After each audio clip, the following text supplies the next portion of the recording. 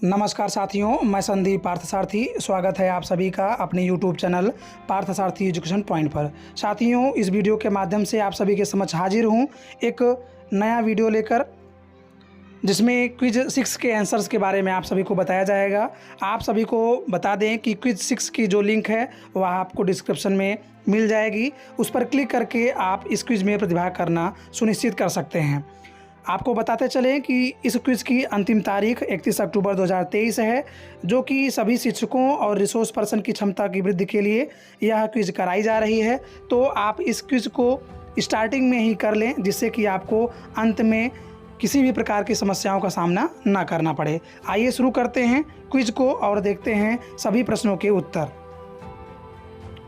Description में दी गई link पर क्लिक करके आप सीधे इस क्विज़ में प्रतिभाग कर सकते हैं, जिस पर हम ड्रैग करते हुए नीचे बढ़ेंगे और यहाँ से अपनी डिटेल्स हम फिल करते हुए नीचे चले जाएंगे, जहाँ से आप अपना नाम, EHRMS कोड, मोबाइल नंबर, जनपद का नाम, ब्लॉक का नाम, इसको आप सब फिल कर देंगे। इसके पश्चात क्विज़ आपकी प्रारंभ हो जाएगी। तो इसमें सबसे पहला जो आपका प्रश्न है, इसमें कहा है कि आपने क्या सभी वीडियो जो ऊपर दिखाए जा रहे हैं उनको आपने अध्ययन कर लिया है। तो आप इसमें हाँ पर क्लिक कर देंगे। इसके पश्चात दूसरा जो आपका प्रश्न है कि अकादमिक वर्ष 2023-24 में कक्षा 2 और 3 की भाषा की शिक्षण योजना में पुनरावृत्ति के लिए कितने सप्ताह दिए गए हैं। तो आपको बता दें कि इसका जो सही उत्तर है वह 7 सप्ताह है।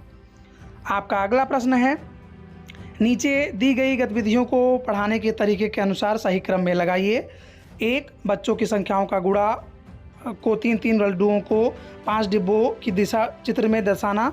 बच्चों को गुणा की अवधारणा सिखाने के लिए कंचों या अन्य ठोस वस्तुओं से गुणा की प्रक्रिया को दर्शाना।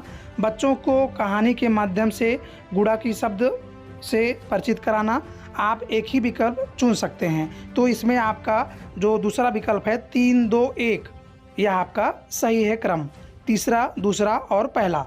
इसके पश्चात आपका अगला प्रश्न है कि भाषा का एक शिक्षक प्रतिदिन तीसरे कालांश के अंतिम 20 मिनट में कुछ बच्चों को वर्ण, शब्द, वाक्य स्तर पर कार्य करने के लिए गतिविधियां देते हैं और कुछ बच्चों को किताब, कहानी पढ़ने को देते हैं। शिक्षक कौन सा कार्य कर रहे होते हैं। तो आपको इसमें बता दें कि रेमेडियल शिक्षण पर कार्य वो कर रहे होते हैं। इसका सही उत्तर रेमेडियल शिक्षण कार्य है।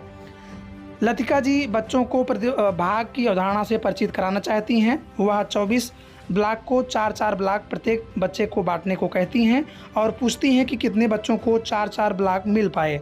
फिर उसे बार बार घटाव की प्रक्रिया से बोर्ड पर दिखाती हैं। फिर भाग को विभाजन तथ्यों से विभिन्न उदाहरणों के साथ समझाती हैं। तो इसमें आपका कौन सा उत्तर सही होगा। इसमें आपका है उत्तर 2, अलग अलग प्रक्रियाओं से भाग के सवालों को हल करना। आइए देखते हैं अगला प्रश्न। प्रवाहपूर्ण पठन अभ्यास पर प्रतिदिन कक्षा के कितने प्रतिशत बच्चों के साथ कार्य प्रस्तावित है। तो आपको बता दें कि 25% बच्चों के साथ यह प्रस्तावित है। इसका अगला क्विज का प्रश्न है, भाषा के शिक्षकों को अपने शैक्षणिक कार्य को ट्रैक करने के लिए शिक्षक संदेशिका में एक ट्रैकर दिया गया है। इस ट्रैकर में किसी एक दिन के कार्य को कब भरते हैं। तो आपको बता दें कि तीनों कालांश में शिक्षण कार्य पूरा करने के पश्चात हमें ट्रैकर को भरना है। अगला प्रश्न है कि गणित शिक्षण के संदर्भ में भाग 1 में लिखे गए शब्दों को भाग 2 के शब्दों के सही क्रम में जोड़िए। तो दिवस 1 से 4 के बीच हम अंदेशात्मक कार्य करते हैं। दिवस 5 के बीच में हम समेकन और आकलन। दिवस 6 में हम रेमेडियल का कार्य करते हैं। तो इसको हमें इस प्रकार से फिल कर देना है।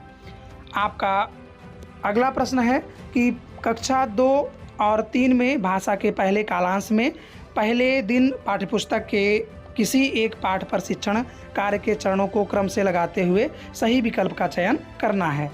पहला विकल्प है आपका पाठ को मौखिक रूप से सुनाना, शब्दावली विकास, पाठ अभ्यास एवं संबंधित लेखन कार्य, पाठ पर समृद्ध चर्चा, मार्गदर्शन में पठन। तो आपका जो इसका सही उत्तर है वह आपका पहला विकल्प है 1, 4, 2, 5, 3। अर्थात आपको पहले पाठ को मौखिक रूप से सुनाना है, फिर आपको पाठ पर समृद्ध चर्चा करनी है, फिर आपको शब्दावली विकास करना है और फिर मार्गदर्शन में पठन करना है और अंत में पाठ अभ्यास एवं संबंधित लेखन कार्य करना है। तो इस प्रकार से आप अपने क्विज को आंसर देकर सबमिट पर क्लिक कर देंगे अब आप सबमिट कर चुके हैं और व्यूज़ के ऊपर क्लिक करेंगे तो यहाँ से आप देख सकते हैं कि आपको 10 में से 10 अंक प्राप्त हो चुके हैं। तो कुछ इस प्रकार से साथियों आप क्विज़ में प्रतिभाग करें और पाएँ 10 में से 10 अंक। आशा करते हैं आपको यह वीडियो उपयोगी लगी होगी और अपने अन्य साथियों तक इसे पहुँचाएँ जिससे कि उनकी भी सहायता हो सके। मिलते हैं आपसे अगले वीडियो में। धन्यवाद।